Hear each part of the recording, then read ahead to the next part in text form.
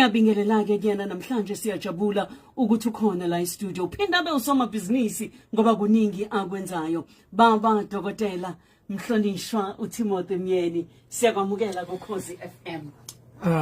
Sisi Mama Mbokazi nabalaleli bonke boKhosi FM.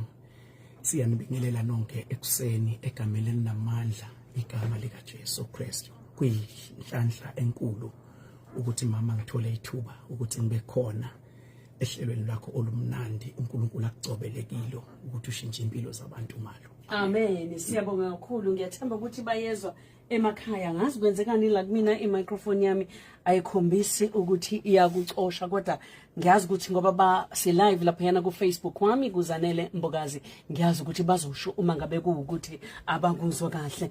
Siyajabula kakhulu ukuthi ukhona namhlanje e-studio. Angiqale nje ngitshela abalaleli